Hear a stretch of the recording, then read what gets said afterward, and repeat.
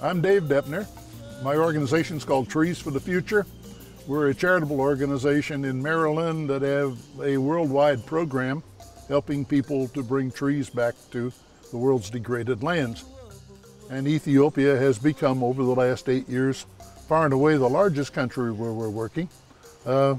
People there recognize the need, and people there are working very hard to bring these trees back.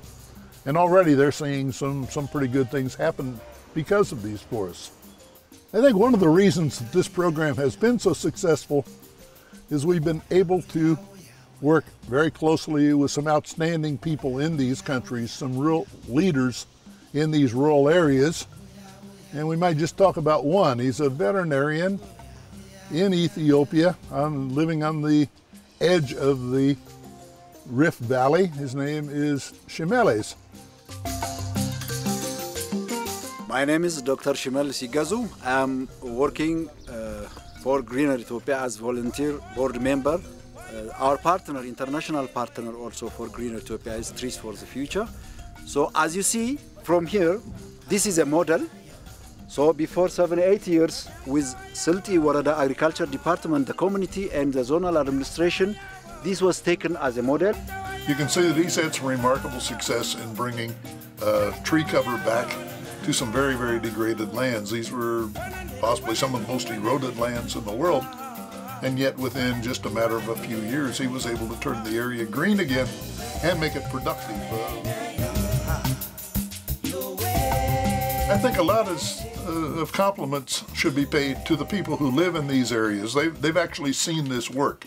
They trusted Dr. Shimeles and his crew to start this thing by voluntarily taking their animals off the land for 3 years, finding other ways to take care of their herds so that they give this program a chance. Without the cattle in there, their daily pounding and overgrazing, trees came back in quickly, and with these trees a lot of grass came in. Rejuvenating the natural vegetation and planting tree seedlings would bring it up, the fertility and the natural vegetation of these places. And based on this, we can see the difference. Reason for that is called assisted natural regeneration. In other words, when we are planting trees, we do it in a way with a plan that will cause a lot of other trees that are indigenous to the area to come back through a natural process. Our thinking is if we can just recreate the conditions of the past, that already the seeds, the planting materials are laying there in the soil, dormant, just looking for an opportunity to come back. These days, the importance of this closure area was well understood by the community.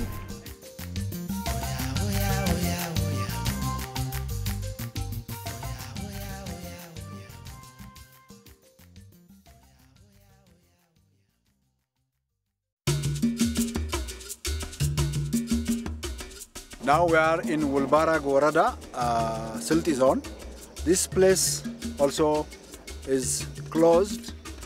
The program's been going on for pretty close to 8 years now, and what we have proven during those 8 years is that if you plan the thing correctly and you put a good mix of trees in there, deep-rooted leguminous trees, they'll cause some effects that will allow a natural return of trees that were there even hundreds and thousands of years ago. Sensitization of the community in environmental issue is well understood, so that the Warada agriculture bodies and the experts have worked a lot. So this is really a good model of closure area. This is the jacaranda, matured jacaranda tree, which is used for firewood. Farmers can cut the branches and sell it. The 3 months tree that we saw previously, the 3 months jacaranda, after 7-6 years it grows like this, so the branches could be cut and sell for cash. That's why I said it's a cash crop. Our ultimate goal is capitalizing on the community, and the community agroforestry is the main issue of environmental conservation.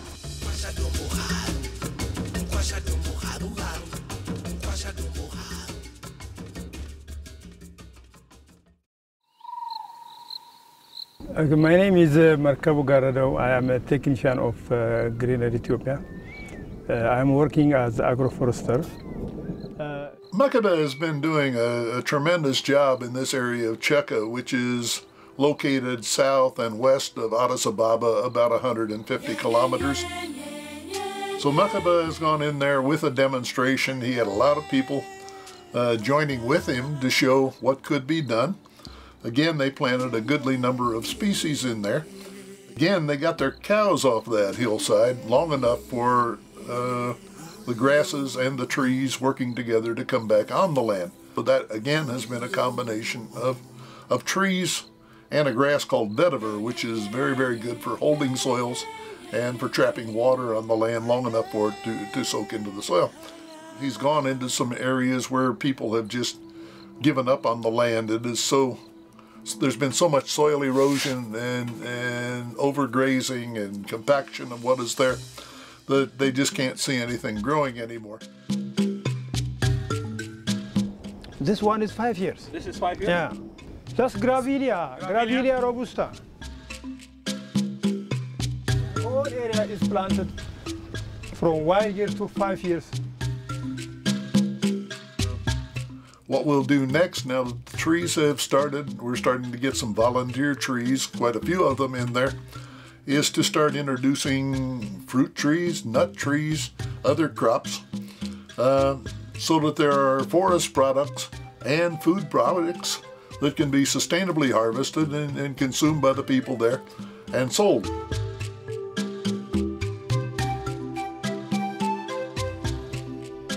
Now you have seen the area. At this time, all are covered by grass, and 50% of the area is covered by tree plants. We'll become a demonstration market, and we think when people are going through the marketplace, this is going to be the real learning center that people from all over southwestern Ethiopia can come up there and see what's happening.